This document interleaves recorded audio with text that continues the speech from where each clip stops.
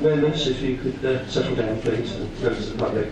My apologies for a slightly late start. I'm afraid there's a slight overrun in our training session, but hopefully you will be pleased with the results at the end of the day with an informed group of members. Okay.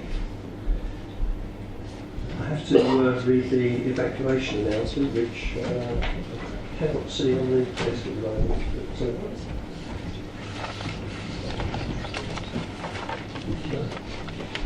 The drawer.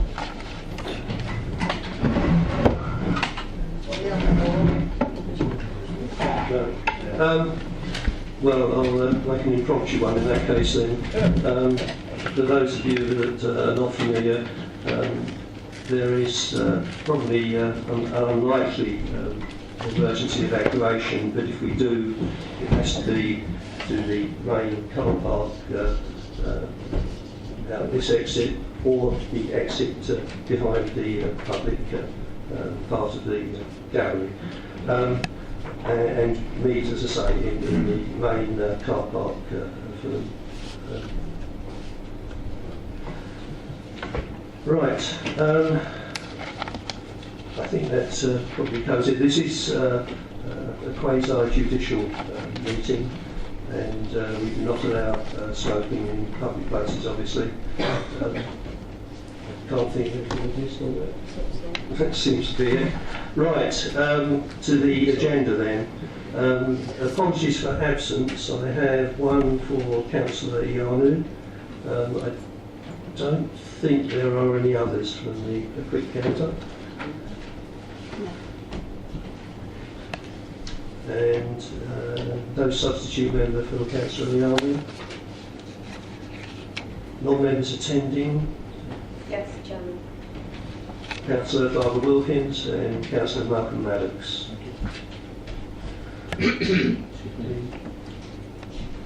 Minutes of the meeting held on the 10th of December 2015. Are members in agreement that they be accepted? Great. Thank you. And declarations of interest. I see no indications. Yeah, just I'm a member of Raleigh Town Council, but I take no part in any of the planning. Can you put your... Sorry. Yes, Chairman, I'm a member of Raleigh Town Council, but take no part in any of the planning whatsoever. Chairman, if I may, just to be clear, that would be a peculiar interest. Thank you. Chairman, if I also may ask the non-members attending, Councillor Maddox and Councillor Stewart, is to declare whether they have any interest in it. Chairman, we can't hear under here. Sorry, it's your heading thing that's rolling. Just to clarify, sorry, I was shouting. Just to clarify, I've asked the non-members attending just to confirm whether they have any declarations of interest, and they both confirm that there are none from their place.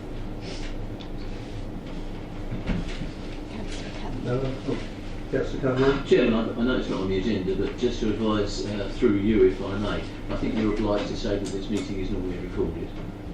Very correct, yes. I knew there was something that was left. Unfortunately, that notice is a good checklist. It's missing. Right. There being no other...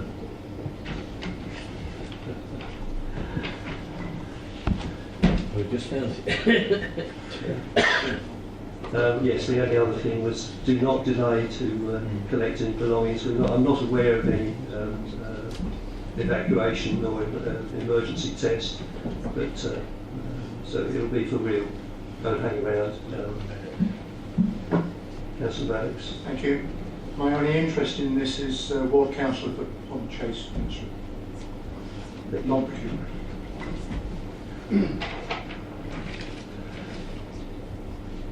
Mr. Chairman, can I ask a question on that?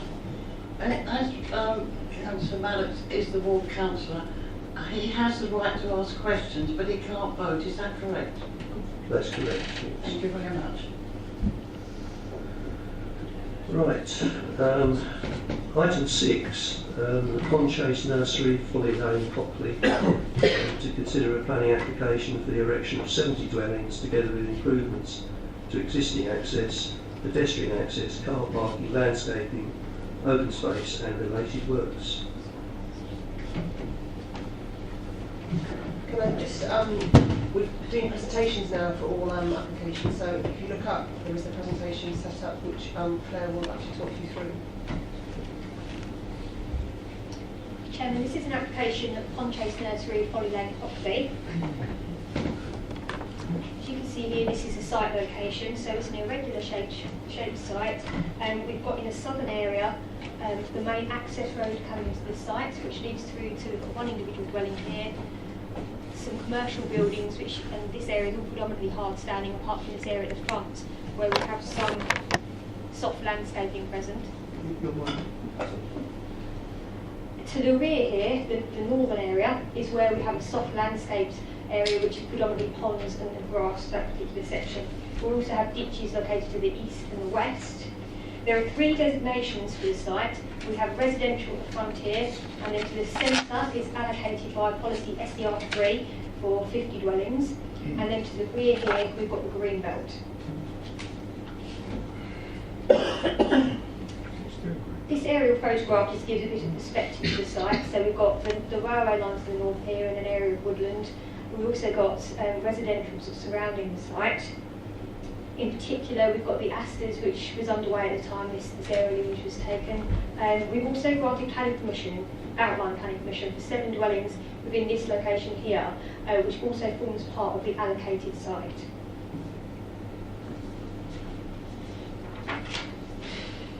So here we have the proposed layout. So we're looking at a scheme for 70 dwellings, a mixture of dwelling types from 1 to 5 bedrooms. We have 1 main access into the site here, going around into a loop road arrangement, and then we have a home zone area here, which will be a private road. There is an area of play in this location here, and we will have public open space towards the northern area of the site here. There's a footpath which would be linked directly to Folly Lane in this location, and then in here we would have a footpath and cycle link which would go through the other allocated site to Church Road. So these images just help to give a bit of an idea of the street scenes that we'll be looking at. So this top one here is the entranceway into the site, looking on the right hand side. So we have terraced units in this particular location, and then at the bottom here, this would be the area of the site looking out towards the open space to the north, where we've got predominantly detached units. Just gives a bit of an idea of the type of house types on the actual development we'll be looking at. Most of the houses are 2 or 2.5 storey, and there are a few 3-storey present as well. Again, this just gives an indication of perspective drawings of what the development would look like. So at the top here, this is the entranceway through. We've got those terraced units again there, a detached unit at the end, and then the area of play would be just sort of tucked around here. And this would be the home zone in the centre of the site, so a slightly different character with a different appearance to the road type in that location. So the site is allocated for 50 dwellings via policy SER3, and in 2012 councillors agreed to 50 through a committee meeting for an outline planning application. The application proposal, together with the land south of Winfield site, where we've granted permission for the 7 dwellings, would result in 75 dwellings within the allocated site. Officers consider that policy SER3 should not be applied too stringently, and that the number increase would be acceptable as long as the design is to a good standard, which is considered to be the case here.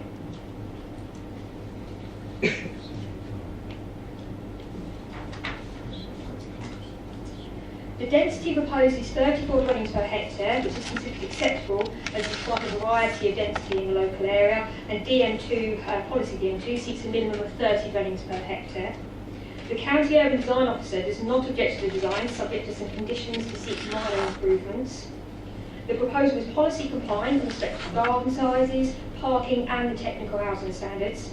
And refuse arrangements are considered acceptable with a strategy plan, provided showing where bins will be stored and presented on collection day, and showing the ability for a refuse vehicle to manoeuvre around the site. Impact on neighbouring properties. So the most affected are those fronting Folly Lane, so particularly numbers 72, 78 and 82, and also properties located in the Asters, the new development access off of Church Road. It's not considered that development would be detrimental to the occupiers of these properties in terms of scale or overlooking. There is a condition that could be imposed to address any potential window overlooking from this development.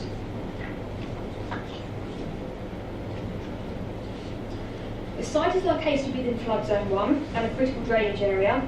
The proposed surface water drainage arrangement for the site includes sewers which would then connect through to 2 detention basins here. They would then drain through to this existing pond here, and then they would cascade down to an existing ditch. That's where they would outfall. There are also, some will also drain through to this existing ditch at the bottom here, which would then come through here. County Council will have no objection to the proposed surface water drainage arrangements. They do suggest conditions, particularly with regards to maintenance. Now, with regards to maintenance, it's important to note that the home zone area, so that area I highlighted earlier, so this particular section here, that would be private. County Highways would adopt the drainage within the adoptable highway, so the remainder of the site, but the drainage and roadway within the home zone would be the responsibility of a management company. Concern has been raised with regard to if the management company were to fold, who would the responsibility of the maintenance fall to? The finite wording of the legal agreement would ensure there remains someone responsible for maintenance, whether it would be the existing landowner, if they retained ownership on contracts to work out to a maintenance company that folded, or a new landowner.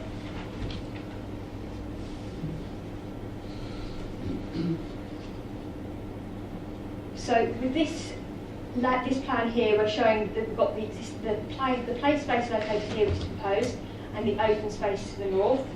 This sizing meets policy SER3 for a 50 dwelling scheme, but the open space sizing requires a proportionate increase to reflect the greater number of dwellings proposed, which is considered to be adequately dealt with by condition.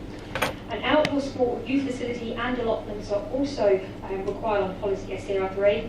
There is capacity for these to be accommodated in that northern area again, and controlled by condition. Just to point out as well, this northern area is actually much larger than it's shown on this particular layout plan. This is a more winding version to accommodate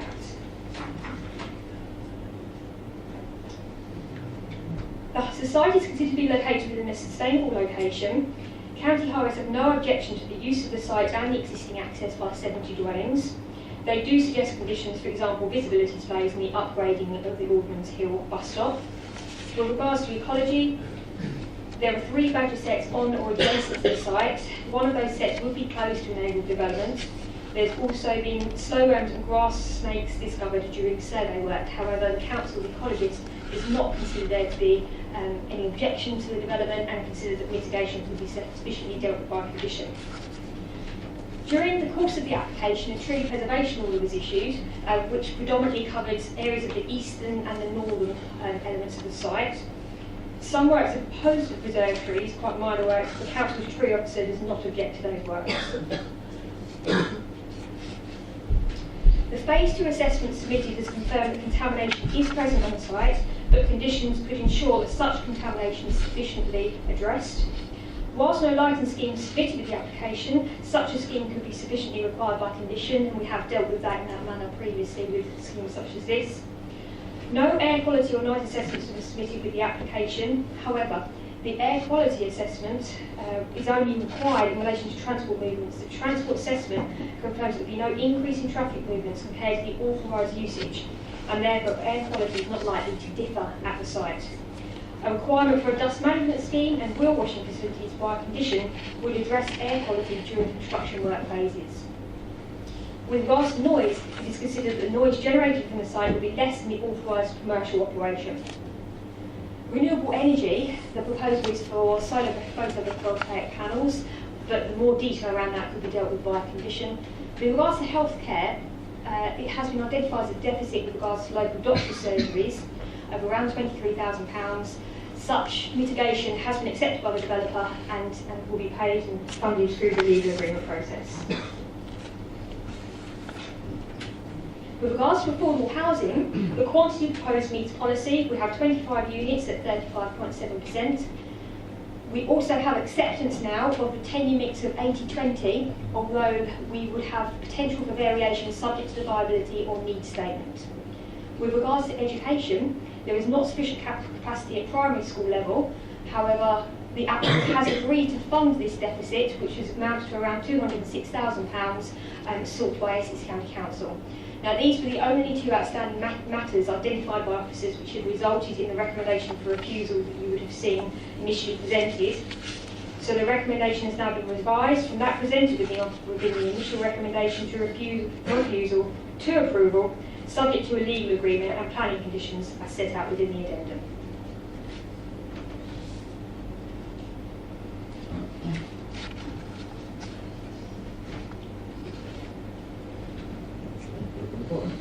Thank you. Right, we have two speakers. Speaker one is Mr. T. Dodkins, planning agent for Charles Church. If you'd like to come forward, please. We'll try and time you for 5 minutes from the start of your presentation. I'll give you a notice of 1 minute to go.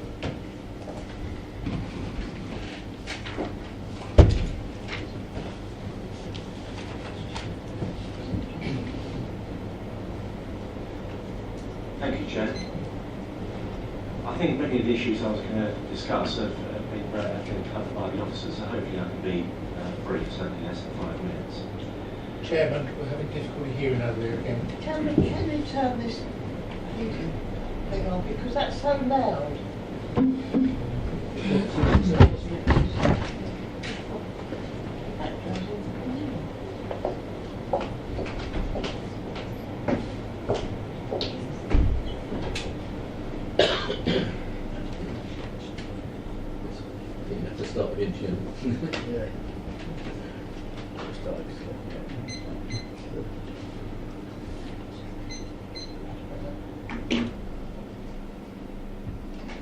Thank you. Sorry about that. If you'd like to begin again. That's okay, no problem. The application before you is for the redevelopment of the brownfield site allocated in the core strategy. And as many members will recall, part of that strategy, or part of the policy approach of the core strategy, was to try and bring forward the development of brownfield sites where possible before greenfield sites. The site received resolution to grant outline planning permission, as you heard, for the construction of 50 houses some years ago. This application seeks to deliver 70 new houses, ensuring that this previously developed land is used efficiently, but also retaining and enhancing green spaces and mature trees. In particular, as you've heard from officers, all relevant Rochford District Council space standards are achieved. The proposals include 70 new homes, all designed to a high quality standard and in keeping with the local context. As you've heard, 35% of the homes are designated for affordable housing, with 80% for affordable rents and 20% for intermediate tenure, which, as you've heard, is in full accordance with council policy. The affordable homes have been designed to be tenure blind, which basically means that we use the same high quality materials that are used to construct both the private and the affordable homes. As you've also heard, the proposed Section 106 contributions for local infrastructure include £206,000 for education and £23,000 for healthcare, and these amounts are in line with those requested by the relevant statutory bodies. Charles Church is committed to retaining and enhancing the green space in the northern part of the site, as you've seen, as well as existing mature trees. In total, although that wasn't clearly shown on the plan, but 1/3 of the site is reserved for the provision of public open space. The plans also include a focal square and a play area. And as you've also heard, sustainable drainage systems will be implemented as part of the development, and a flood risk assessment that's been supplied with the application has concluded that development would not increase the chance of flooding on this site or in the surrounding area. Careful attention has been paid by the applicants to both parking and access arrangements. The existing access to the site from Folly Lane will be enhanced, with measures to improve visibility and reduce traffic speeds throughout the development. The new homes will have allocated parking spaces either on plot or through carport links, with further spaces available to visitors. The parking we're proposing meets all county parking standards. Local residents have had the opportunity to provide valued feedback on the plans through a programme of consultation that included an exhibition at the old fire station in Hockley last June. And we were encouraged to receive a number of positive comments from local residents, including one resident from Achievement Gardens who lived in Hockley for over 32 years and advised us that he was struggling to buy a home on the private market and was quite keen to discuss the units that were proposed for intermediate tenure. In addition to consulting residents, Charles Church has worked hard to engage relevant stakeholders and has taken time to resolve all issues raised by officers both before and after the submission of the application. There are no outstanding technical objections and the application has received support, as you've heard, from Essex County Council's urban design team. The sole issue that remained was of obligations as set out in the main committee report, and that's now been resolved. Officers have, as you've seen, issued an addendum report which updates the officers' recommendation to reflect that the remaining issues have been addressed, and as such the application is recommended for approval. We hope that you will agree and resolve to approve this redevelopment that will deliver much needed high quality homes on this brownfield site. Thank you. Thank you. Our second speaker is Mr. G. Crockett, as an objector from Folly Lane. Would you like to come forward?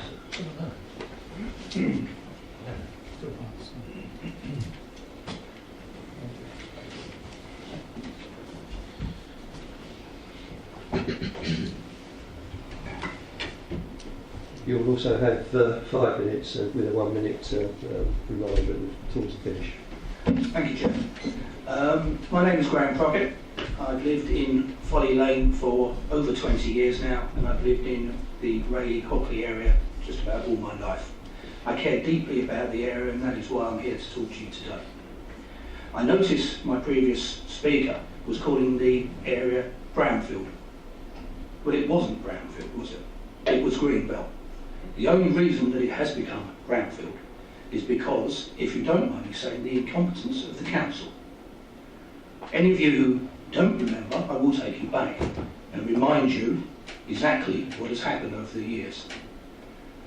If the council had stopped the mushroom farm being extended beyond reasonable use, and then not lost an unlosable court case, we would never have a brownfield site there now. If 4 years ago the council hadn't been persuaded to make it an industrial area, it wouldn't be brownfield, it would still be greenbelt. Traffic. I think you need to look at the bigger picture. You have Hall Road, thousands of houses being built, and Roworth Lane, proposal of thousands of houses. I don't know if the members have been able to get down to the junction of the A130, A127 or the A1245 at rush hour. If you're coming from London, down the A127 now, the road is crawling all the way through. If you go from Chelmsford down the 130 to the roundabout, which you turn right to go to Canvey, there's a mile tailback every single day. We are proposing to build thousands of houses in this area. We can't take any more. We've noticed already that Folly Lane is becoming a rat run. If you're coming from Chelmsford and you know about the A130, A127 junction, you try and miss it out. You come off at Battlesbridge, and at the moment you go up to Roworth and through Rayleigh and up that way. If that new estate is built in Roworth, people aren't going to do that. They're going to go down Watery Lane. They're going to go through Holbridge. They're going to go down Lower Road, and they're going to continue coming down Folly Lane. We can't take any more. Trains. I have the pleasure of travelling out to London every day. The train companies have tried to increase capacity. There are 12 coaches to each train now. There are more trains now than there's ever been before. All this has done is mean that I've been travelling for 30 years. The trains are slower now than they have ever been before. All these people who you are proposing to build houses for, either they're going to be driving or they're going to be travelling via train. It used to be that you got to Shenfield, you might not get a seat. Now it's Whitford. 70 new homes. Doesn't sound like a great deal down Folly Lane, but it is a country lane.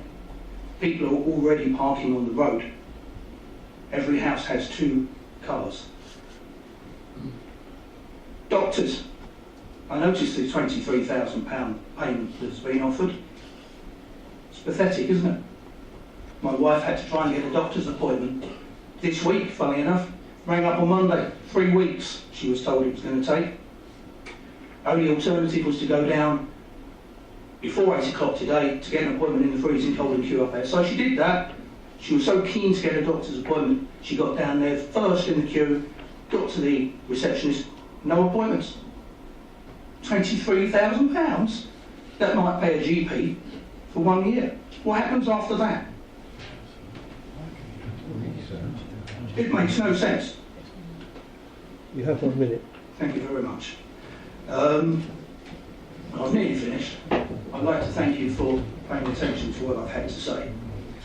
I appreciate that my arguments are arguments that you probably have all heard before, but the reason you've heard them before is because they're important arguments to people in the local area. I'd like to think that if people felt that what they said at a meeting like this would be taken note of, that there will be more people here in objection. I think the fact that there aren't says an awful lot. We know that there are cuts from central government that you have to take into consideration, but it's about time, I think, the council starts to look after the people that voted them in, rather than central government dictating to you what you should be doing. I'd like to thank you all for giving me the time, and I'd like to propose that you turn this. Thank you. Thank you. Do officers wish to reply to any of the matters raised there? Just quickly, the principle of the development here was set out clearly in the strategy, and obviously that went through the correct process. So in terms of the site's allocation, as far as the local planning commission's point of view, is the fact that the site is allocated residential, and that is the principle that was clearly set out. So that is what we have to work with regards to this site. Right. I have a number of indications. I'm not sure who was actually first on this. Councillor Septo. Thank you, Chairman. I'd just like some points of clarification, please. I've got a number of questions. Do you want me to list the questions and then officers come back, or how do you want to deal with it? Sorry. Yeah, if you'd like to be listed, please. Okay. First of all, looking at the drawing that is on the screen currently, the road going round the site looks very much like a good racetrack to me. I'd like to know what things are going to be put in place to stop that being used as somewhat of a mini circuit. The officers mentioned sewers running into the ponds. Yeah. Can you clarify that? I suspect they probably mean the rainwater runoff rather than the sewers, but please can we have a clarification on that? The roads themselves, will they be adopted? I suspect the one in the middle going across the site is probably not going to be adopted, but I'm not sure about the others. If they're not adopted, will they be up to the standard to take our waste trucks, which go some 17, 18, 19 tonne? Finally, in the notes, there's reference to trees, particularly silver birch trees. Whilst I fully endorse the communication with regards to certain people having allergies to them, I'd like a couple of points of clarification. Will that set a precedent for other sites as to what sort of landscaping will be in? And what would happen in the case of a resident who buys one of the properties, wishes to put in a silver birch tree into their house? Will we be placing covenants on the properties to stop that from happening? It seems a little bit of an open-ended request. Thank you. I can do all those points quite quickly, actually. Because obviously the matter, we have to change following the change in terms of contributions. We have an application that was prepared for refusal, and obviously addendum sets out the recommendation areas for approval, and there's sets within that the conditions. And one of those conditions that we are suggesting relates to the road layout, and we can deal with traffic calming methods within that as part of that condition. In terms of the sewers, you're correct, that's the rainwater, that's a sustainable urban drainage system, and obviously that will be rainwater. In terms of the roads, obviously will be adoptable apart from the part which Claire made out through the home zone bit, which will not be adopted, and that will be of a adoptable standard, but not adopted by, I think, because it doesn't quite meet the road size that it actually will be adoptable. Landscaping, you're quite right. A condition, we cannot control landscaping, and we cannot control what people do with their schemes. It is an impossible quest for any local planning authority to put a restrictive covenant or condition. We couldn't put a covenant on anyway. A condition deals with that. So in real terms, we can suggest that they make considerations, but we cannot actually say you can't use bitumen as a species within a landscaping scheme, because they are quite robust trees, and actually their trees tend to look nice quite quickly, and you get form and function quite quickly within the development. I hope that answers your question.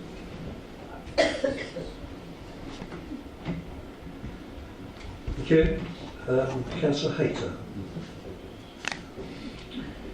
Mr. Chairman, I'm concerned that this development, which amounts to 75 homes in all, is 70 in this development, will be a 50% increase in the development envisaged by the core strategy. I'm very concerned at the lack of road infrastructure for this development. Now, Folly Lane is a twisting, narrow country lane with just over 80 houses. Fountain Lane is a narrow, one-way lane leading to the Hockley Road with no footpath. The Hockley Road is frequently gridlocked from Hambro Hill to Spa Road. The junctions of Folly Lane and Fountain Lane with Hockley Road are difficult and dangerous. Church Road is a narrow lane leading to Lower Road, which is frequently gridlocked through Holbridge and onto Reading. In addition, Mr. Chairman, Folly Lane has parking problems as does Gatehouse and Hawthorne Gardens. To be introduced into this traffic stalemate is 70 new homes with a potential of 200 cars. I feel this is overdevelopment putting a quart into a pint pot. The Essex County Council Highways, as usual, makes no comment on this lack of road infrastructure. Their world is different from mine, or that of many residents of Hockley and Reading. Highways in particular never deal with the chaos that the cumulative effect of developments will have on our roads, such as developments in Hall Road, Clements Hall, Main Road, Hawkwell, Brace Lane, West Road, Plenty, Holbridge and London Road, Reading. Mr. Chairman, it is with regret I'm of the view that this is not planning but chaos on our roads to be visited on our children and grandchildren. My last point is this, that what that gentleman said about the doctor's situation, the medical situation, I completely concur with. 23,000 is nothing at all. So I'm not happy with this development at all, Mr. Chairman. Thank you. Councillor Black. Yeah, thank you, Mr. Chair. I've got a couple of. Can I begin with a very question first? The home zone, if I understand as director, it's not the size of the road is not to an adoptable standard. Is that because it's too narrow, or is it too short? Why can it not be adopted?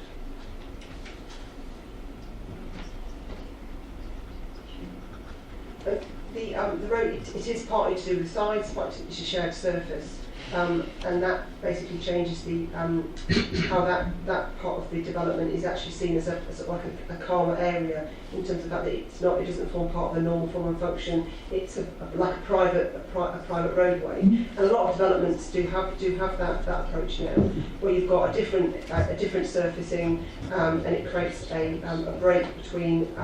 To add housing within that area, if you look at how the site is formed, the break in the development there creates a situation where you don't end up with a further wrapped run where the traffic could come round that site and cause more problems.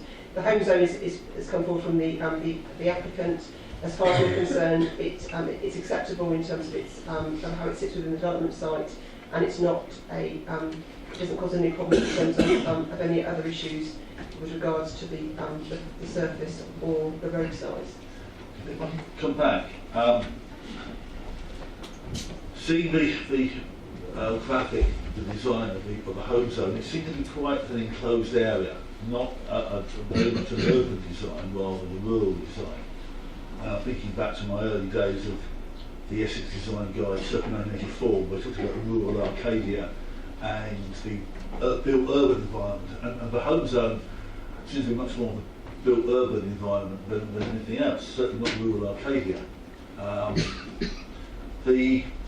And I'm concerned because it's not being adopted by the county highway, the drainage isn't being adopted by county highways, by the county, isn't being adopted either. You've got problems, so I mean, you said it's going to be managed by somebody else. And no, that's fine. Having spent a fair bit of last Sunday talking to a lawyer who just moved on to Royal Lane, near the grass verge by the Burnham Way, and trying to explain to him why it wasn't, who owned it and why it wasn't being maintained properly and why it was more debris up under the bridge. These little areas of grassland or drainage, when they're not being put under somebody's, under statutory or local authority or similar bodies' management, worry me, because they end up with all these bodies, these private companies, and they go bust, and it's very hard to keep track of them. So if the company does go bust in 25 years, who's going to pick up the pieces and how soon? You know, it is, and if it's not maintained, who do they serve? You know, that worries me. That is a side issue in a way. My main concern is still about the quantum of housing. But we have 50 was passed in the core strategy. I voted against that, but I was in the minority. However, if the quantum had been 75, there might have been a few more voting against it. You know, it is a 50% increase on what was in the core strategy. I would not like to see that 50% replicated anywhere else in the district. Although the officers in the report do give some kind of justification for allowing in going over that figure, it still seems to be too high, and I'm finding it extremely hard to support this application tonight because it is, I believe, it is contrary to our core strategy. And I'll rest my case here, but if nobody, I'm considering moving refusal, but I'll see what happens in the meeting. Thank you. Thank you. Councillor Mrs. Lee. Thank you very much, Mr. Chairman. Mr. Chairman, I have several things I'd like to say. In the beginning, there has been a nursery there which didn't grow mushrooms, but grew tomatoes. And I, as a young teenager, worked there in 1948. So please don't tell me that site has been, hasn't been used for industrial reasons for a long, long time. And I'm an old lady and I remember working there. So that's one thing. It was tomatoes in those days. But my main concern is that this site and how this layout is very, very similar to the Braes Lane development, which comes under Councillor Cutmore and myself either side. That's not me. And it's the other side of the road to you. And it just has, although it has a school and everything else on it, it just has the one road coming out, and it's a similar layout, and it is working extremely well. It also does have a very nice pond which is for the flooding, and again that is, everybody is very surprised and pleased with it. But two other things. One, the footpath through, and I don't know what Dudley Ball's places are called now, but is the footpath through this estate, does that go into Church Road there? Officers. Yes, it would go through the development which is just to the north, which is still, I believe it's still Dudley Ball's site, but unless it's been sold to somebody else. it will connect up with that. So because it's only been granted outline permission at the moment, we can still deal with the full detail around how it will connect fully through to Church Road in the future. But that's the intention. Why I'm asking about that footpath, it does then enable people that want to go to walk, etc., and to go down Church Road and under the railway bridge and go out that way. That's one thing I want to ask. I also want to know, you talked about allotments. Am I right in thinking, in the Greenbelt situation there, would it be possible in the future for maybe Hockley Parish Council to lease an area of that land for allotments for people to use in the Hockley Parish area? I'm sorry, I'm not a Hockley Parish councillor, but I do know that people do want allotments, and if it was possible, it could be leased on a long term for allotments that the parish council would maintain. I think that would be a very good idea. But again, that comes under things for later on. But basically, looking at it and seeing it's another area, and it's finishing of an area of our district where a nice little development, and again I go back to the Braes Lane development, and to see that, and also another development in Councillor Cutmore's area, up off with Canoodle Road, Canoodle View, along there, the little, the Nelson Road and that bit there. They're small developments that finish off major areas of development. And I personally think a lot of work has gone in since we all kicked up and we've had our questions, and I am one of those that am in favour of it. And if needs be, I will put a proposal up that we grant it, if I have to second it. Thank you. Thank you. I think officers may be able to give advice on that. I suspect that that may not be a planning consideration for this application. Can I just come back on the issue of the allotments? Obviously, there is a condition outlined at condition 46 to obviously for the allotments, and obviously we can discuss with legal outside the planning process with regards to how those are going to be allotted and who maintains them. And obviously that could be an issue that we could discuss with Hockley Parish Council. And the footpath that you've already dealt with? Yes, we have. And that will, whatever happens, that will come into being as and when. So again, there is conditions attached for the rights of way to the sites, and obviously that would be something that the developer have to show indicative on a plan. And may I just briefly come back with one other subject to do with it, and that is the ponds that are going to be there. Will they be deep enough, and will people be able to fish in them? Thank you. At this stage, I can't comment on the depth of those ponds. I'm really sorry. Right, Councillor Mr Mason. Thank you, Chairman. Like Councillor Stepton, I'm going to rattle off a couple of questions and then I've got a couple of things I want to say. So I'll rattle off the questions and officers can answer them at the end of what I've got to say. The question is, could the officers please point out to me where the affordable houses are on the plan that's on the screen?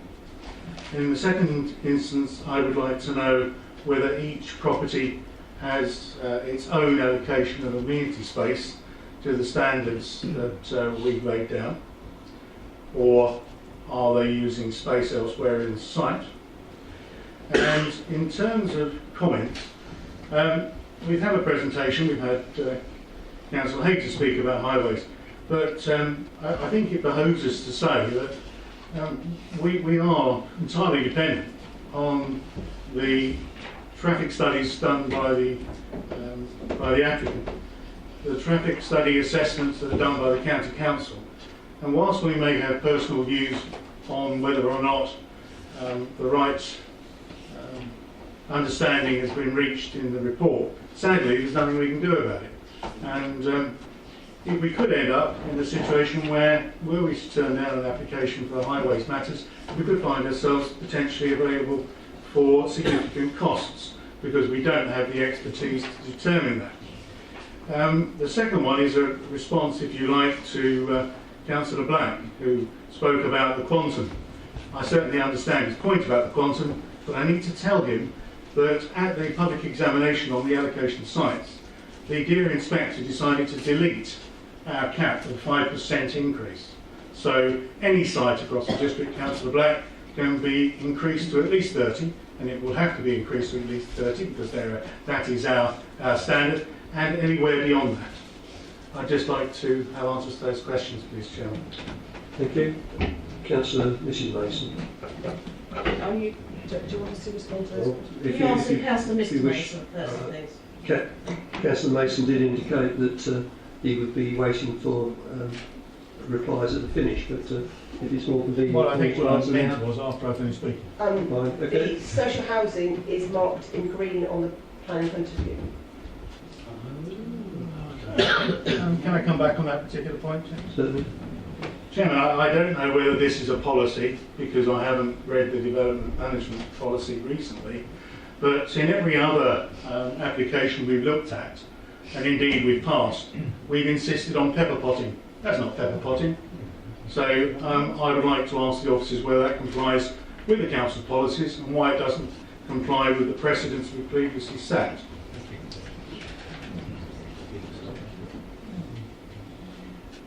I mean, for this kind of development, this is the official pepper potting acceptability.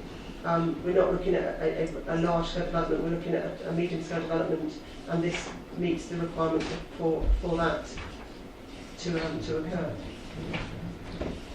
Chairman, I don't believe that meets our policies, thank you. I await the answers on amenity space, please.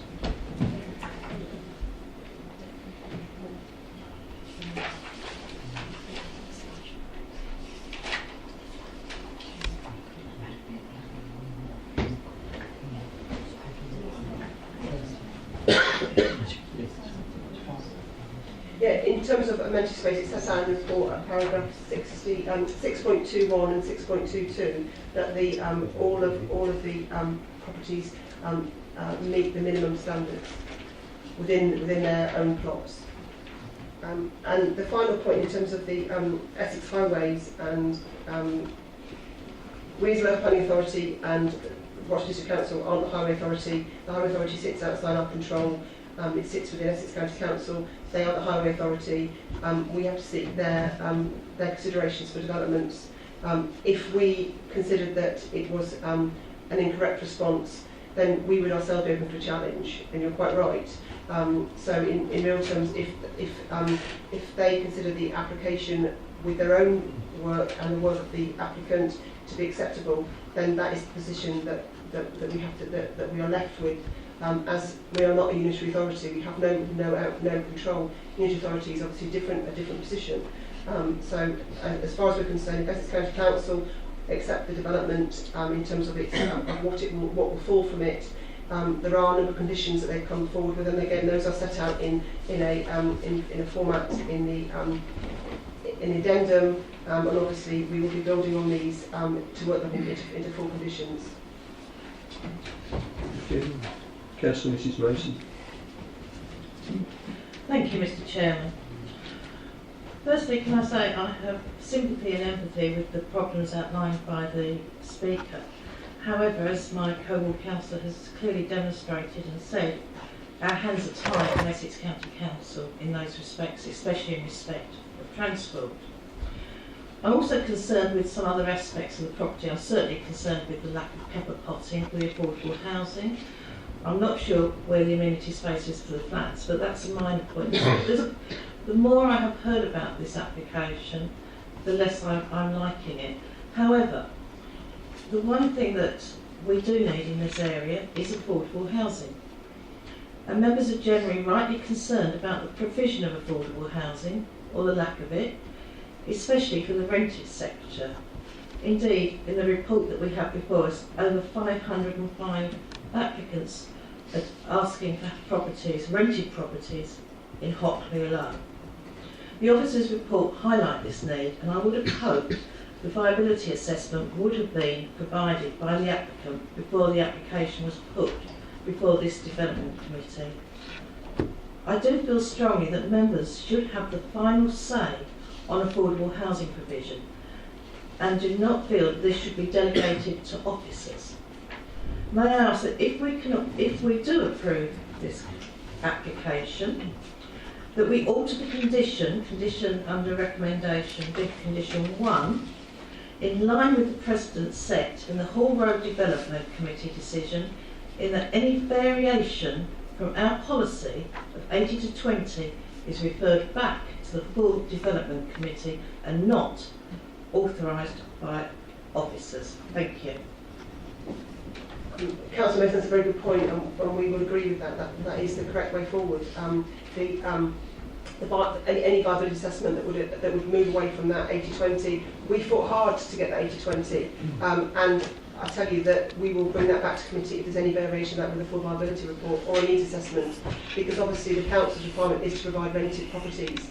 There is the amount of need there was for intermediate housing was very low, and that's why we pushed. The application was originally for refusal based on that information. So in real terms, you are quite correct there. That decision will come back to this committee. Well, can I have that in the conditions, please, added and at the end and referred back to development committee? Thank you. We can arrange for that. Thank you very much. Councillor Cutmore. Thank you, Chairman. A couple of questions I was going to ask have already been asked and answered, so that's good. The only point I wanted to make was that indeed this was an industrial site, and of course it would have traffic. So there'd be existing traffic, some of which are large lorries going forward. And I know that some of the more, shall we say, older members who've been members for a while would have gone to site visits down there. I think I went on a couple of site visits down there. And of course there were many industrial units, all of them had traffic coming out of them. And I think there were objections at the time, I think, relating to when the change was made in some of the units. When they went from producing mushrooms, as it was, to the actual industrial units. But nevertheless, the precedent was set then. Whether you agree with that or not, that's where we are. So I don't necessarily think that the extra traffic that would be involved would actually be extra traffic, Chairman. Yes, there would be cars. I'm not sure about 200, but I think somebody who has an affordable home wouldn't necessarily have 3 cars. But having said that, Chairman, I find the acceptable in those terms, and I think the changes to the display, etc., will actually accommodate some of that. Nevertheless, we all love to use our cars. We're all the same, so it's us that we're paying for that, not anybody else. But nevertheless, I do recommend it, and I'd like to. I think you moved for approval, didn't you? Yes. And I'd like to second that, Chairman, if I may. Thank you. Councillor Hayter, you've already spoken. I may come back to you for a brief contribution, but I would point out that 2 other members have indicated, and the ward councillor will be wishing to speak at the finish of these questions or presentations. I will wish to speak to the motion. Right. Councillor Ward. Thank you, Chairman. I'm glad that, I asked Claire Buckley the question a couple of days back that was actually brought up by a couple of members in regards to the maintenance and how that was going to take place. And I know that there is concern, and I voiced that concern myself, where other developments have gone awry because the management company has either gone broke, gone into liquidation. And we were looking at the assurances that we would need to extract to ensure that going forward there were sufficient guarantees that maintenance would continue, especially on the concerns with regards to the draining system and all those various things, which would be a general concern to, I guess, all the residents in the area and surrounding residents. So, I think that needs to be noted, and I know you took that on board. And I believe that that's not a settled issue at this moment, I believe. It's certainly something that we could deal with in more finite detail within the wording of the legal agreement with our legal colleagues to ensure that we can get sufficient maintenance arrangements in place on the site. And long term. And long term. Thank you. And can I just one little question? Pedestrian access on the road. I believe the developer, the agent mentioned that where that access was going to go in, it would be sufficiently wide. Has that got pavements at all? I know it's obviously got vehicle access, but are there also pavements for pedestrians coming in and out? Yeah. It looks like there are, but I just want that confirmed. Yeah, there is, and obviously, again, we've got conditions again set out here to ensure that all the state roads and footpaths Because obviously, are agreed. Yeah. at this moment, it's not particularly Yeah. wide. We accept that as a condition attached to the planning commission that estate roads and footways are to be agreed fully with us. So we've got that as a condition. Thank you, Chairman. Councillor Merrick. Thank you, Chairman. Forgive me if there is something in the conditions, but the future maintenance of the open space, how is that going to be arranged? Is there some agreement on that? Is that included in the Section 106 agreement? Yes, the maintenance arrangements would cover the open space and play space, along with other aspects such as aesthetics, the drainage, so they would be covered as one. It does include the open. Thank you. Councillor Hayter.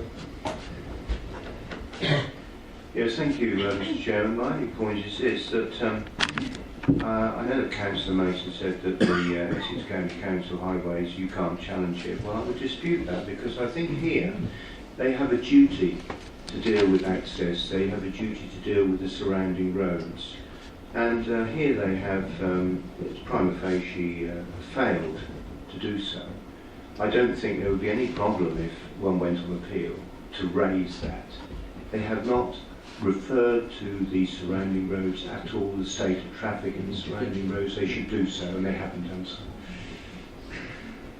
Thank you, Councillor Hayter. I will assure you that with the best will in the world, I doubt that your expertise equals that of the officers of Essex highways. But I believe they do consider such matters. Councillor Black, I wish you wish to speak Yes, to the thank motion. you, Chairman. I wish to speak to the motion and to oppose it. Could I ask before the vote is taken that page 50, page 50 of the allocations document is up on the screen, please? I've got it on my iPad. It deals with this site in West Hockley. Whilst looking for that, I'll just say I can't agree with Councillor Hayter. I do not think that going to appeal on highways is any chance of success. Speaking of somebody with experience of refusals and going to appeal, I'm sorry, it's a horse that's in the run. I'm really sorry on that. I just don't see it's not going to succeed. I'll read it out. This is the allocations document. It's dealing with this site in West Hockley, and it says the site will accommodate no more than 50 dwellings unless it can be demonstrated that, and there are two clauses there, but the first one is the additional number of dwellings are required to maintain a 5-year land supply. Now, I know there can be, yes, if you just come down there, there it is. Yeah, there it is. Thank you very much for that.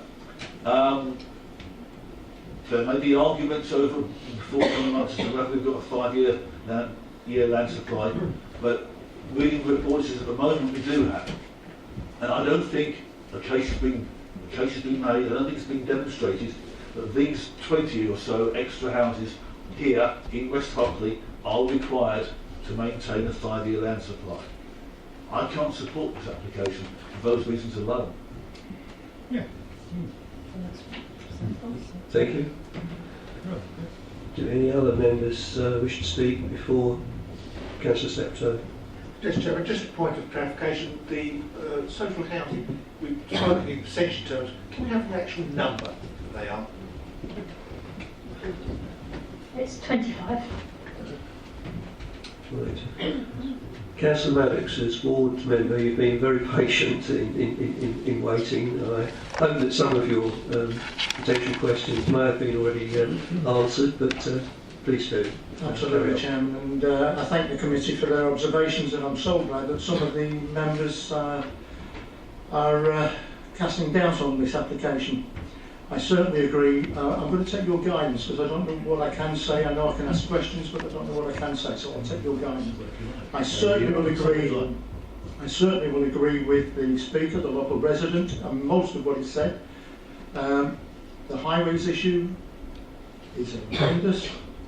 I reluctantly agreed with the 2012 50 houses because I thought that was acceptable. I don't agree with this one. But if members do agree that this goes through, I've got one or two questions, and most have been answered, but I'll try and think of some more. Your conditions, planning conditions, how do officers hope to enforce those?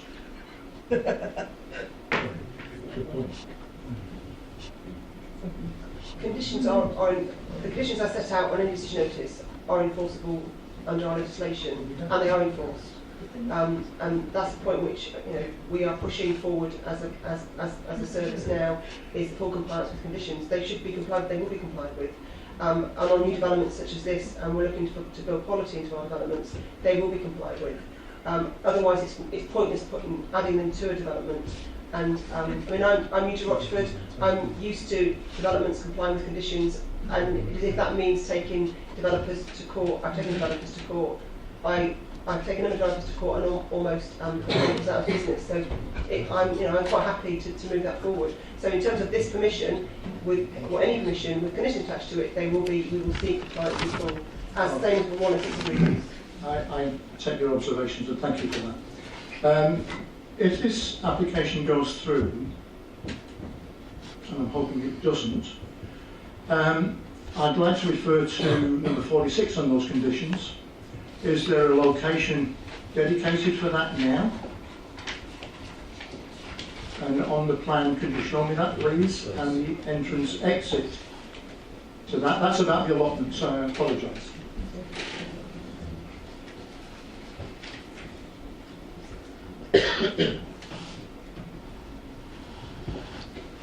There's no allocated spaces as of yet. It would be something that we would agree by condition as to exactly where would be the best location, bearing in mind preserved trees we have on the site and ecological considerations. So it's something that we would work to try and get an agreed position as to where that could be located. Okay, thank you for that. Obviously with all allotments, ensure vehicle access. Yeah, I'm hoping. And can I just say, Hockley has a list of 37 people that have been waiting probably 15 or 20 years for allotments, and the parish have failed them greatly. But now this is coming forward, possibly if it's pushed through. I'm hoping some of those on that list would be accepted to that site for allotments. I don't know if there's a condition that they can or cannot. I know Mrs. Glynn mentioned something. As I raised before on that point, I said we would discuss with legal how we can ensure that they're managed correctly, and whether or not we can deal with Hockley Parish Council on that. Okay, thank you. Just one more, if I may make an observation to this committee. Thank you for listening. I would actually like, if you are going to put this through, I'd like a condition on that the allotments are time span within 6 or 12 months after the full development, and conditions are complied with. Thank you. I will propose it. What about the allotments?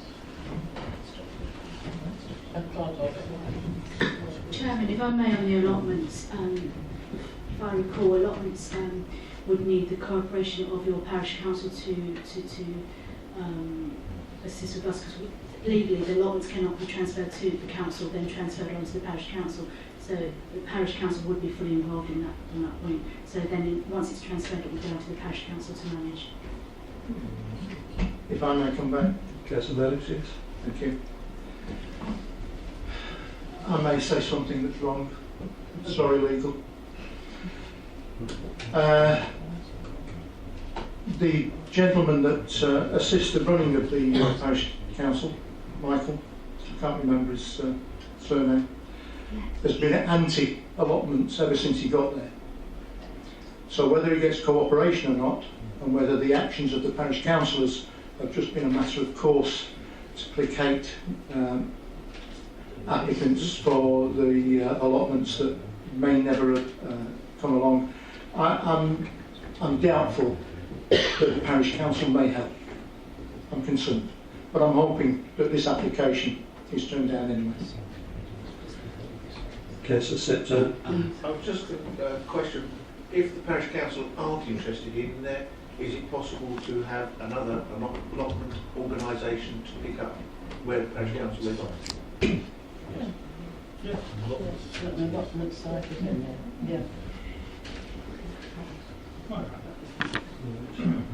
I'm not seeing any other indication, so perhaps I'll use Chairman's prerogative to ask a couple of questions of my own.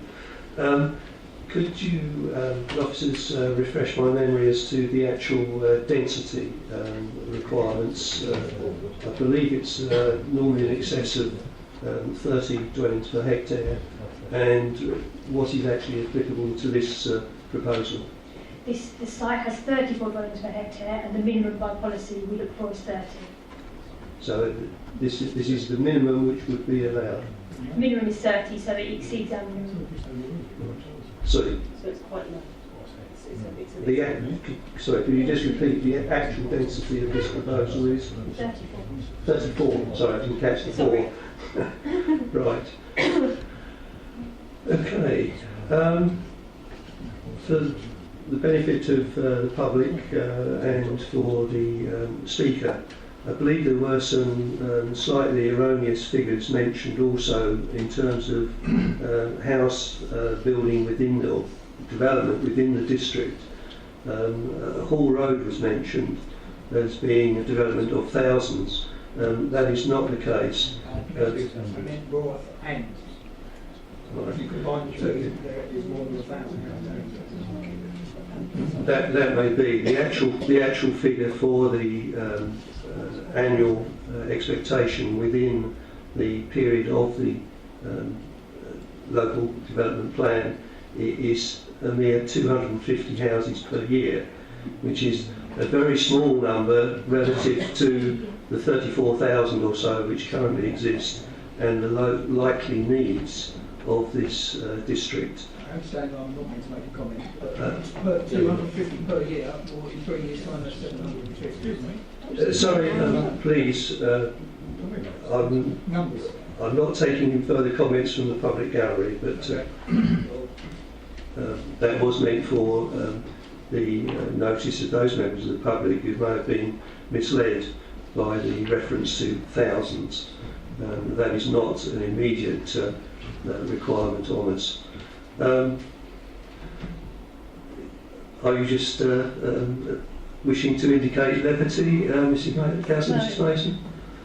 No, I just was indicating that I'd like to come back, if I may, on one point. Thank you. Go ahead.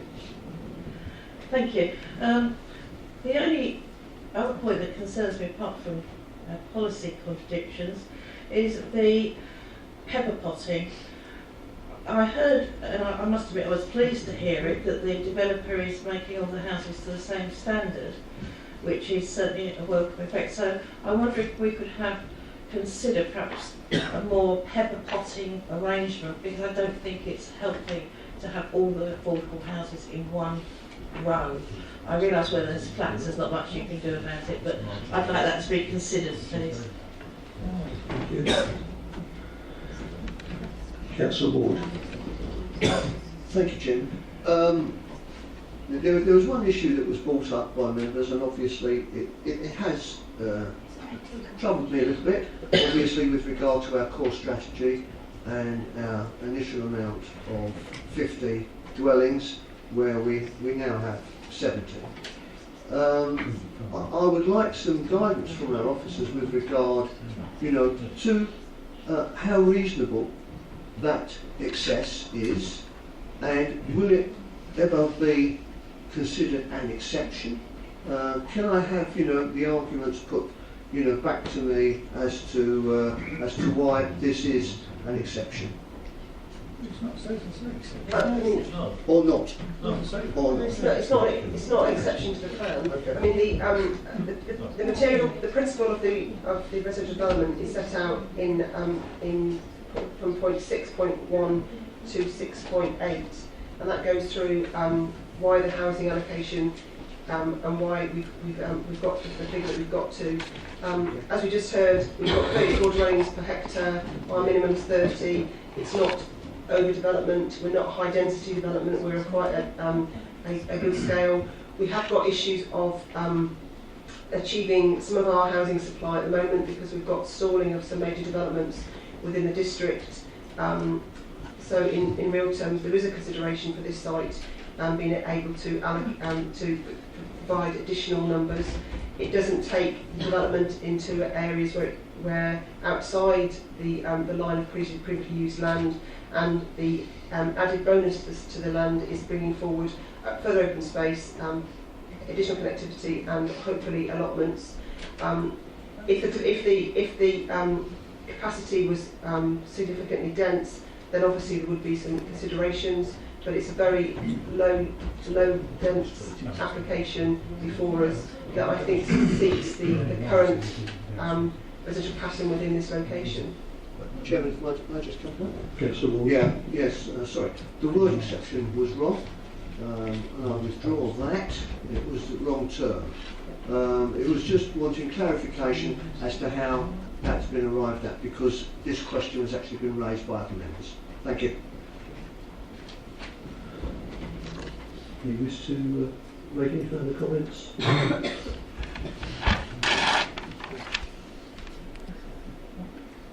Chairman, I do. Councillor Mason. Thank you, Chairman. Chairman, let's look at this bullet point again, which has come off the board. The additional number of dwellings to be provided on the site is required to compensate for the shortfall of dwellings that had been projected to be delivered within the location identified in the adopted core strategy. That refers back to the AMR. The AMR has only just been delivered, and there's no shortfall at all in the district. Therefore, we'd be running against our own policy document. So I can't support this application based on the fact that sufficient evidence to support the requirement of page 50 of the allocation of sites is not given. Thank you. Do officers wish to reply to that?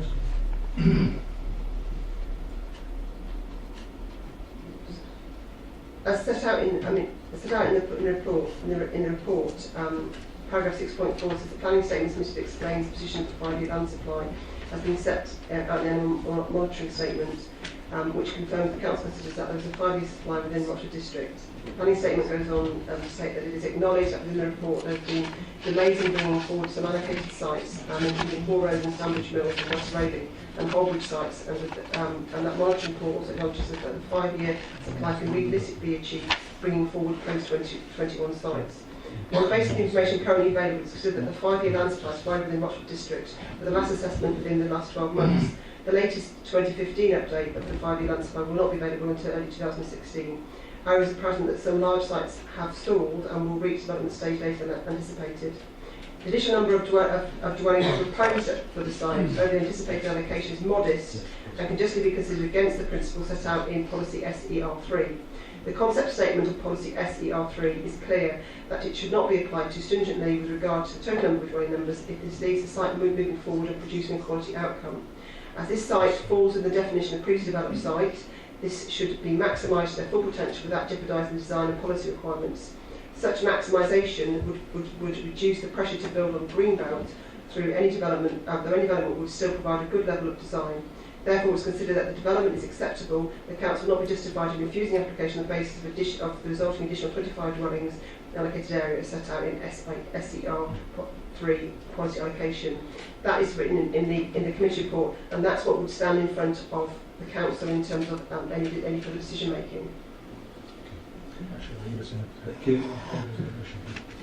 I'm not seeing any further indications of those members wishing to speak. I think everybody has had a fair crack of the whip on this. In terms of the motion before us, it is for approval with a number of additional conditions. I wonder whether officers could reprise those conditions that have been added.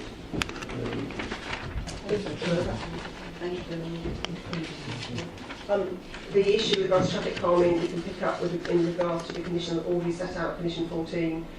the allotments, we can carry forward at condition 46, and obviously further with further discussions with legal with regards to that. Yeah, and then we'll just vary that Act 1, that any change to the variation of hand opinion mix H20 will come back to committee for further consideration, which I think is the correct position. Thank you. Mr. Chairman, Very briefly, please. all I'm going to do is I propose, and I hope my seconder does, that we pass this application with the comments that have been passed through the discussion and has been recorded at our new office tonight, and I propose that we accept it. Councillor Black, briefly, please. Very briefly, I'll just say that I will be voting against the motion. If the motion for approval falls, I will move a motion for deferral. Because I think we're getting into deep water here on the policy stage, and I think we need time to regroup and reconsider to make certain we get it right. Would members indicate those in favour of the motion to approve?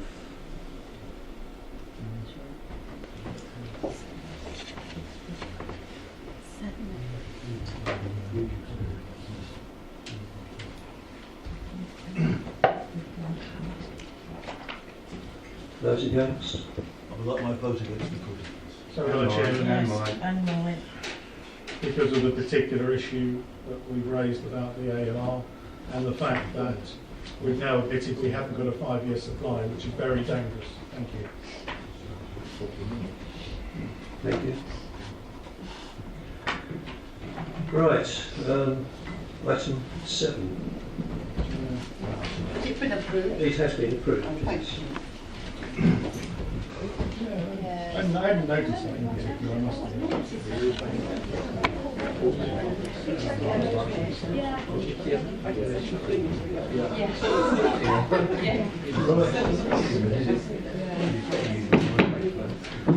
Right, apologies for the delay, members of the public. Yes.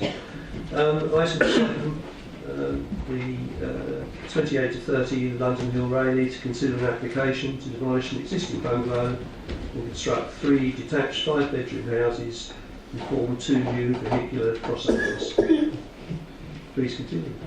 Chairman, this is an application at 28 to 30 London Hill Rayleigh.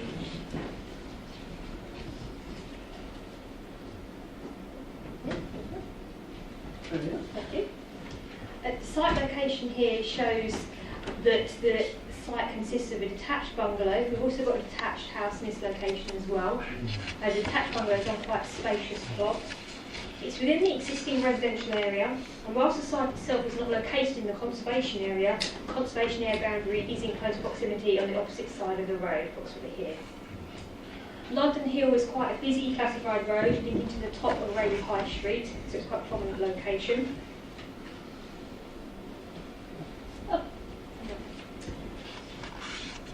This site photograph just shows the site in a little bit more context, so we can see the relationship with neighbouring properties. We can see that we've got some detached houses either side of the site and houses directly opposite. We've also got a woodland area in the rear which has got several tree preservation orders on it. We also have 2 preserved trees within the actual application site itself to the rear of the bungalow. This also helps us show, to some extent, the slope of the land. So, as many will know, in the Rayleigh area, London Hill slopes up towards the High Street, so we're on quite varying land levels here.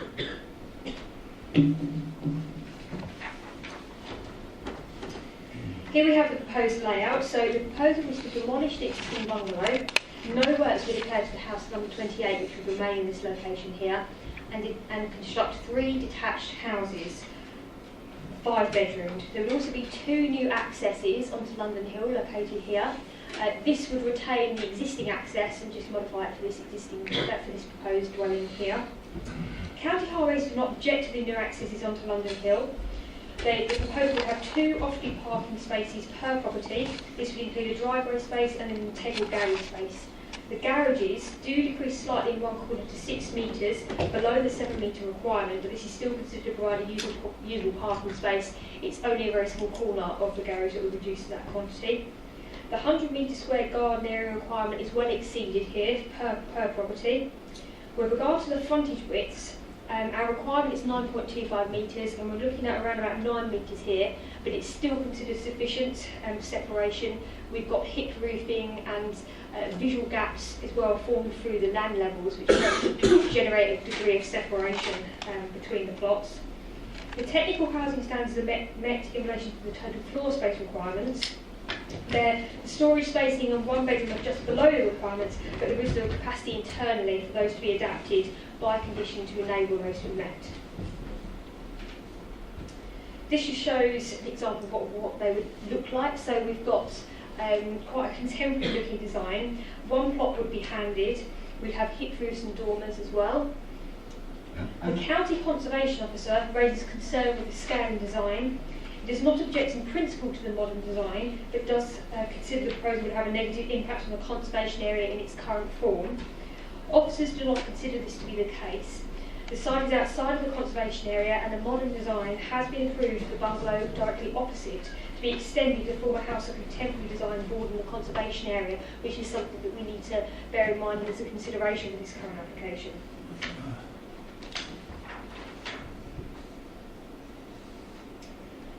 So here we have the current street scene, so we can see neighbouring properties here, and this is the house as well, which is within the application site, and you can see just about see the bungalow there. This also helps us show the graduation in London Hill. And below we have an example of what the street scene would look like with properties in place. So they will follow the slope of London Hill. The scale and height within the street scene is considered acceptable. Officers do not consider the proposal to represent overdevelopment. With regards to impact on neighbouring properties, the property which is most likely to be impacted is number 32, which is located to the northwest. The two-storey part of plot 1, closest to number 32, finishes in line with the rear elevation. However, a single-storey element and a two-storey part further away from the boundary would project deeper into the garden area than number 32. However, the impact of this property is likely to be greater than the existing bungalow arrangements and due to the land level differences, but it's not considered detrimental to the extent that would justify refusal of this application. The other impacted property is number 28, which although within the actual application site still requires consideration.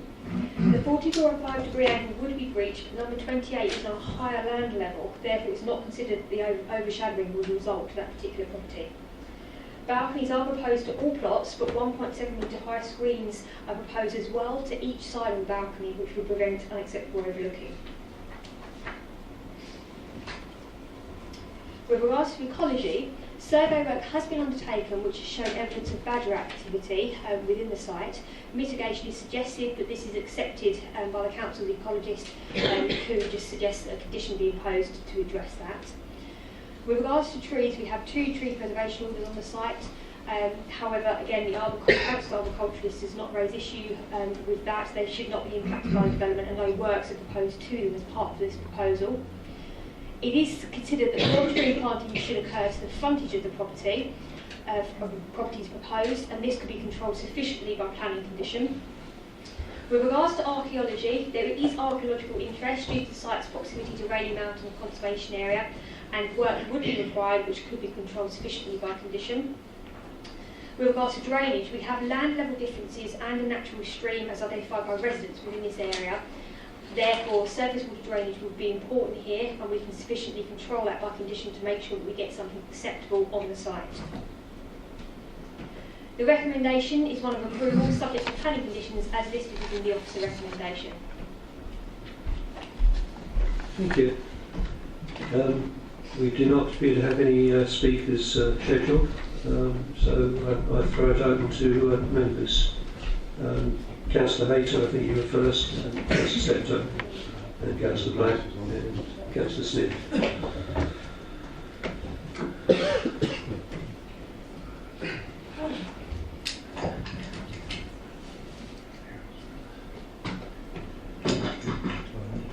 Yes, thank you, Mr. Chairman. In the report, the Essex County Council Conservation mentions that the erection of the 3 houses would be of a density which would amount to overdevelopment and would be prejudicial to the conservation area. also mentioned that the design also would have a negative and intrusive impact on the conservation area.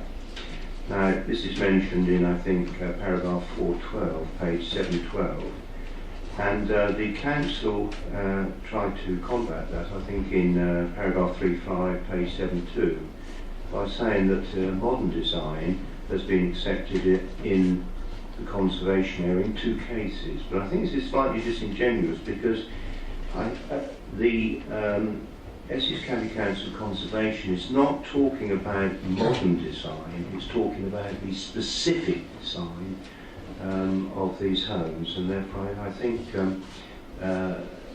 what the report says is invalid to that extent. It does concern me about this, because I think London Hill is part of Old Rayleigh. I think it's very important in the conservation area, and I have concerns about it. Thank you, Mr. Chairman. Thank you. Councillor Septo. Thank you, Chairman. With regards to the archaeological survey, I'm curious to know if something significant is found because of its close proximity to Great Mount, and was to impede where the houses are, would that stop the houses from developing, or would it have to come back to us for further discussion? How would that work?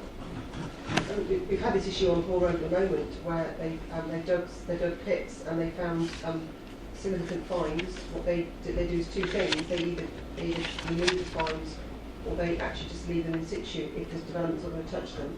So there's 2 options. It will hold up the development while they do further work, and the cost will be borne by the development itself, not by anybody else. So that's the position, and that's what's happening at Hall Road at the moment, is the works that are taken there at the moment. What I meant was, if where the house was built and that was to cause damage to the archaeological stuff found below, what would the effect of that? I mean, until that survey is taken and we can see what's under there, there will be, the options are either they remove those finds, or those finds are retained in situ. They wouldn't always circumvent the ability to develop that piece of land. Councillor Black. Yeah, thank you, Chairman. Yeah, I called this one in. Having read the report, I wasn't clear on quite a few items. Being on a slope, you've got a big, massive garden there. You've got objections from the conservation officer on the appearance. I thought this merited certainly the presentation to see what was there. Seeing the design on the screen, it's contemporary. I quite like it, that's my opinion. So I wouldn't be refusal on those grounds. I'd like to make one point though. In the report, it quotes residents, and one of them saying it's a semi-rural area. And you might think it's a stone's throw from the town centre. It's not semi-rural. But actually, I can see their point. The other side of the road, you've got the Mount, and you've got a house with a vast garden, incredible garden and slope. On this side, you've got woodland, you've got boundaries, you've got lots of things there. So, surprisingly, it is a semi-rural. It has a certain flora and fauna aspect to it. It is semi-rural in that respect. And I'm sorry to see it developed, but that's probably inevitable. So on the appearance, I'm okay with that. In terms of bulk, I think was the case. We're looking at, it has to be developed. I don't know why we need to have 3 5-bedroom properties there. The bulk, I think, is significant. In terms of the parking aspect, we've got the parking standard for 2 houses, or 2 bedrooms or more is 2 parking spaces. And they provided the bare minimum of 2 parking spaces. Although one of the garages are slightly below that standard. I haven't measured it out to see how much it would make. The report does make mention of the requirement for visitor parking spaces, and only to say it's not necessary because it's near the town centre. Well, yes, but having read through tonight the document concerned, not certain if this is a particularly urban location. Apart from being in the town centre, there's no buses running past the road here. And I think the fact that the houses are 5 bedrooms as opposed to 2 bedrooms outweighs the mitigation of being near the town centre. I think this is a case for meeting the list of parking spaces, which in this case is 3/4 of the parking space. We've added up to 1. So I think there's a case that they're cramming slightly too much in here. And that if they had a 3-4 bedroom property or 1, 5 and 2, 4, whatever, use a bit more space, a bit more parking, a bit less bulk, it will work better. That's just my observations. Thank you, Jim. Thank you. Councillor Smith. Chairman, I haven't got quite enough information in my mind to make a decision yet. I haven't been able to see what the building line is, to see it in relation to the other properties, because these are fairly significant. I can see the line there, but it's that relationship with the other properties that is the thing that's of particular interest to me. The other thing is that, as Councillor Black has been talking about parking, I do think, thank you, I do think we are quite challenged to 2 cars to a 5-bedroom house. They're absolutely going to need those two spaces.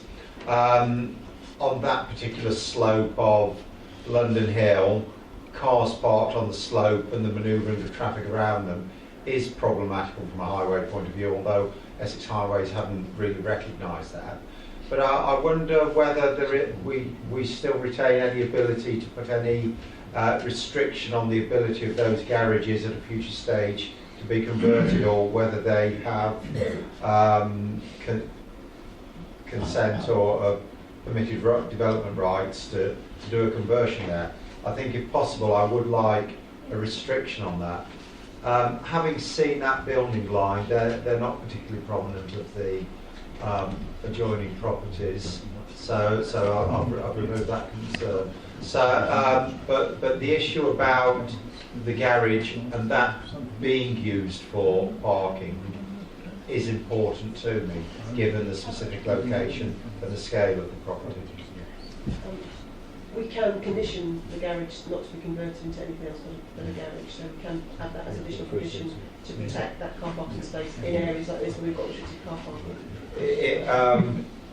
Do you require a proposed amendment for that, or is it just going to make sense? If you are prepared to propose it, I'll second it. I will propose that one, please.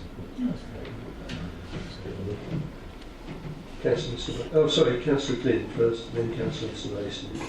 Thank you, Mr. Chairman. Mr. Chairman, I'm intrigued. Behind these 3 houses, you've got this woodland part. Then when it comes up to the end, then part of it, as it looks like it, where you've got where the D is on the edge of the map, just beyond that, yes. that's part. Is that part of the garden of the first one nearest the top of the hill? And who is, how much of that ground, which is the trees, etc., is that going to be divided up equally between the 3? Because you've got that big area there. Is part of that green part that's there, is that off of the upway with the open space? Is that part of it? That's the application site as set out by the applicant in front of you. So the red-lined area also disappeared. The red-lined area is the application site. Yeah, but what I'm looking at, that's the application site. So there, on that part, that's going to be 3 gardens, right back to the end. So that'll take a number of the trees, and is that an open space behind it?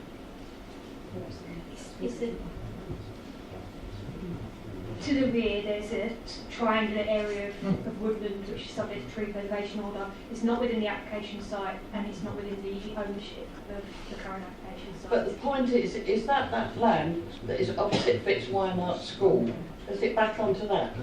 No. So who then is responsible for the trees, etc., in that area? It would be the relevant landowner in that particular area would be responsible for the trees on that site. Mr. Chairman, I really am intrigued by the woodland part of that. And I hope, if it passed, that those trees all have TPOs to keep them. Yeah. Officers have indicated that there are TPOs on all of those trees. Very significant, presumably. Councillor Mr Mason and then Councillor Steptoe. Thank you, Chairman. I must admit I was also intrigued, and it was a very good question, one which I was certainly going to come to. But I'm trying to get, while we were flicking around between the various street scene plans, I was beginning to think, from what I could see, that they were three squeezed in, as opposed to, it looks an uncomfortable squeeze in relation to the rest of the street scene. And yet I can't see that picture there, that artist impression, doesn't impress me, because that's just an interpolation of the houses into the gap. But what's the rest of the road look like? I can't really get a feel for it. I kind of feel that's wrong. Well, come back on that one, please. Councillor Steptoe was indicating, but it'll be brief. Councillor Glynn. I'll defer to Councillor first, Chair. Well, thank you very much. On that, go back on that other, the one before, please. That one. Now, you've got the bottom of the three houses, and you've got a very wide space there, which obviously is going to be part of their garden. So is that going to then be allowed to have car parking on that? So that actually it takes away, it gives more car parking area for that particular house. Is that part of it, or is it just going to be an overgrown grass bed? It intrigues me. I'm sorry, Councillor Steptoe. Chairman, that demonstrates the point I was making. They look squeezed in, and yet there seems to be space to move the three further apart. Councillor Mason, I think what is at the root of this is that it does appear that the actual artist impression is just that, and that it does not correspond in scale, to the actual plan view which is on before us. Also, I think the plan we showed before actually includes the plan where the existing houses as well. The house that sits below those houses on that artist impression isn't actually included, so it shows a piece of land where actually it is the house to the southeast of it. It is there. But in the other diagram, no. They've taken it off, that's correct, yeah. So that plan shows you the density compared to everything else. It shows you the true arrangement, how it sits with the street scene, rather than the artist impression which shows you, which takes off that Just light up slightly so we can see it a bit clearer. Yes. Yeah, good. Thank you very much. Yeah, that one there, yeah. I think it's all right. That's it. Brilliant. Squeezing. That's So you determine planning. I can, Mr. Chairman, I can now see why the conservation officer was concerned about the impact on the bulk. Yeah. That's why I don't agree with you. Well, I like the design, but I don't like the bulk. If the chairman may have a word, with your permission. I just wondered whether it could be indicated where the conservation area begins or finishes, as the case may be. So the conservation area of boundary runs it then cuts along here. So it's really close to it. Yes. It's going to really impact. Yes. Yeah. Thank you. Councillor Steptoe, wish to proceed? Chairman, my point seems a little bit minor now after all that. I was simply going to point out, with regards to the visiting parking, they are within a 10-minute walk of two quite large car parks. That's the point. Councillor Ward. Councillor Ward, you see? I've almost forgot the question, to be honest. No, it's just one of the issues with regards to water and the drainage system. I know at the bottom of London Hill, as it joins London Road, as it goes through under the bridge, a lot of the drainage has not been maintained. A lot of the drainage has not actually been maintained in London Road. And again, it just concerns me where we've got extra development going in, where there doesn't seem to be any cognizance with regard to drainage, and I don't know if anything has been looked at, because again that comes down to highways. We talk about traffic, but also highways is responsible for a lot of the drainage and clearance, which they're not doing, which is extremely frustrating. So I wonder what's going to be in place with regard to remedial action. It is a wee bit dense, I guess, but it's probably it's really on the cusp.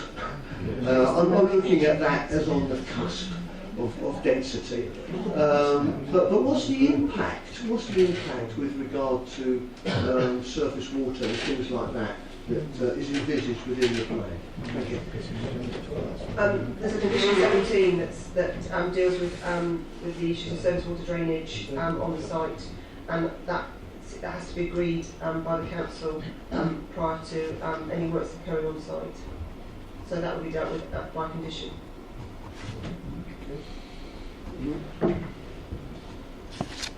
I see no further indications.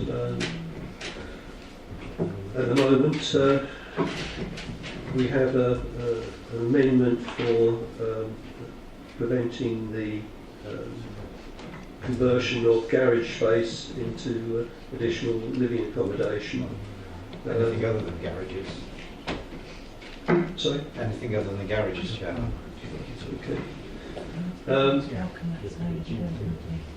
Otherwise, the recommendation is that the Planning Commission be granted, subject to the following conditions, 1 through 3, as on page 725, and subsequent conditions. If there are no other members wishing to change any of those conditions, I will. Councillor Glynn.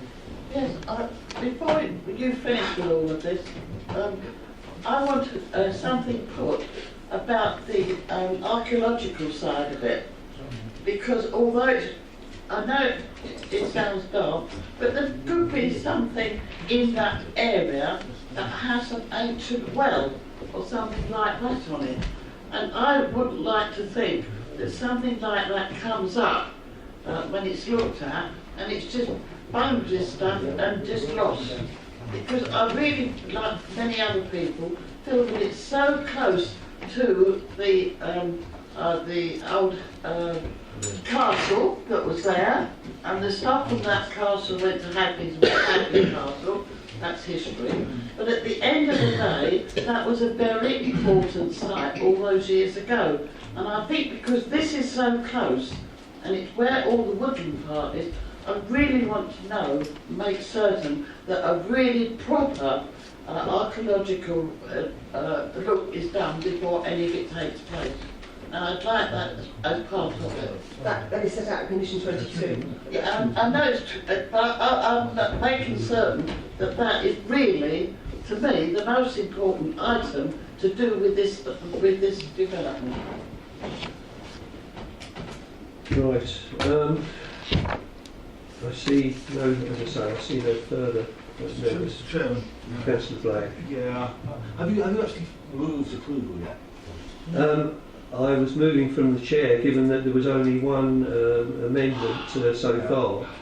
I found this meeting useful in the sense of the way the committee's working and presentation. It's helped me decide my view, starting off very concerned and doubtful, a bit happy later on, having found out that the plan, the artist's impression, was nearly that misleading. And looking at it again now, I'm back being concerned again about the bulk. I think it is overdeveloped. I think it's too bulky on the edge of the conservation area, and I would like to move refusal on that basis. I think it's, as somebody said, it's on the cusp.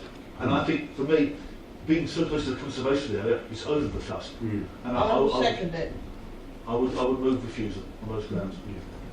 I'll second it. And there is, I see indications from both Councillor Mr Mason and Councillor Glynn that wish to second that.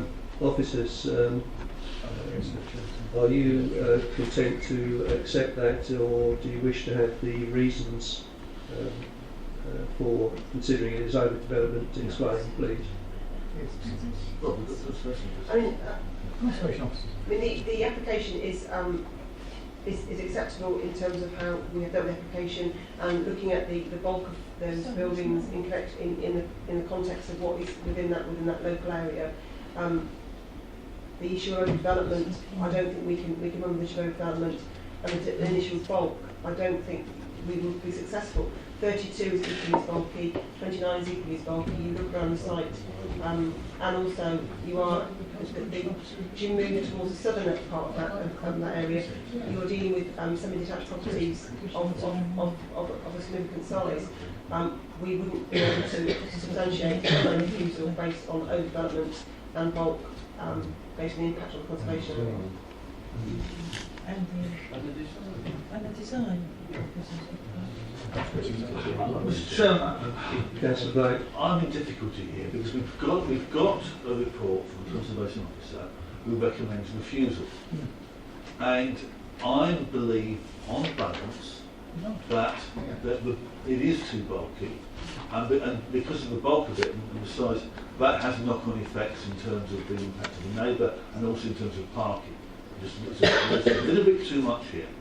Now, if the officers say that this is on the bulk is completely undefendable at appeal, then I would have to withdraw.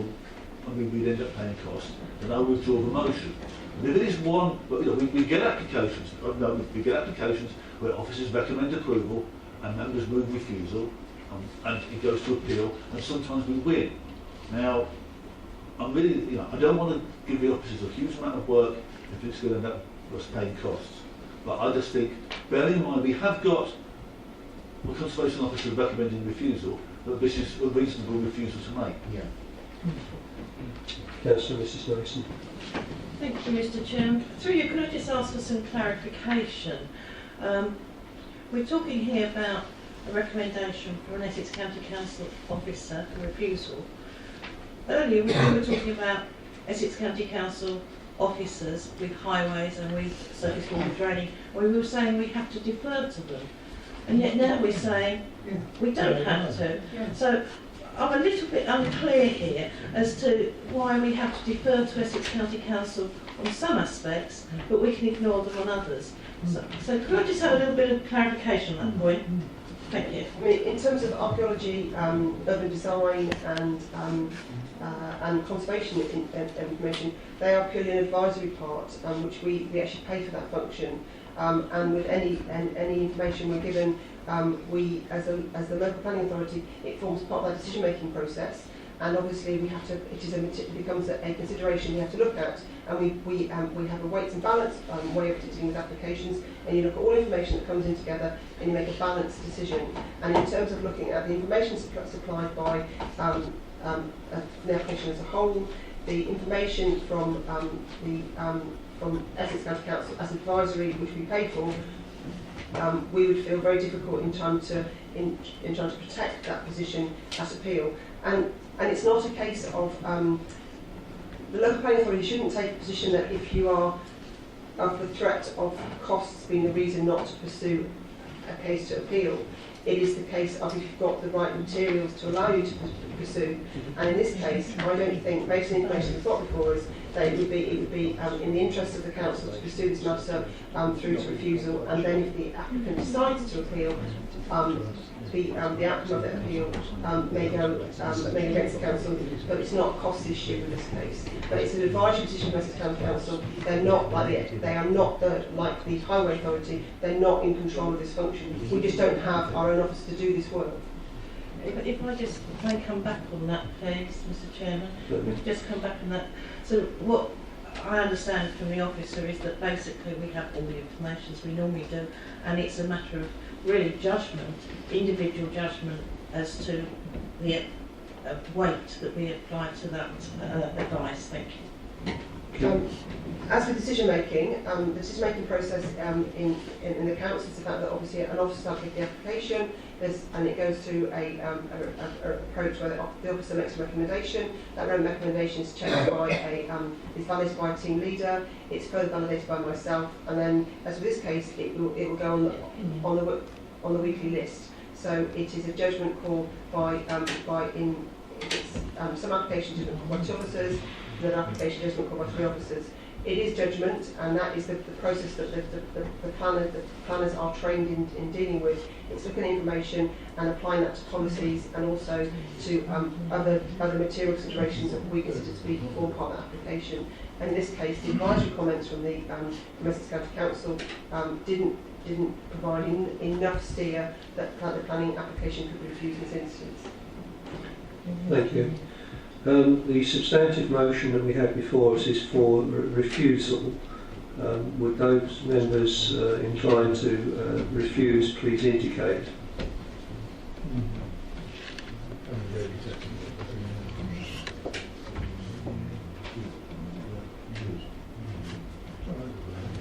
Sorry, do they move forward? Okay. Those against refusal, please.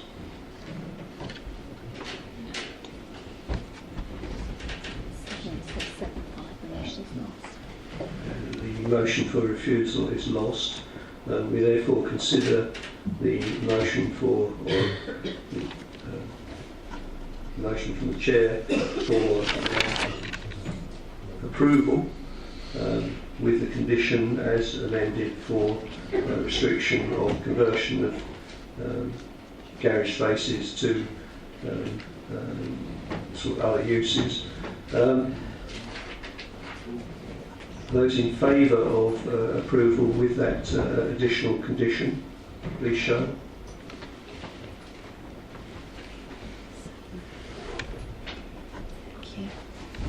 Those against?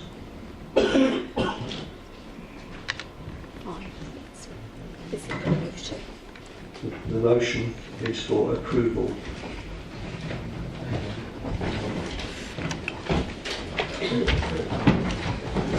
Thank you, everybody.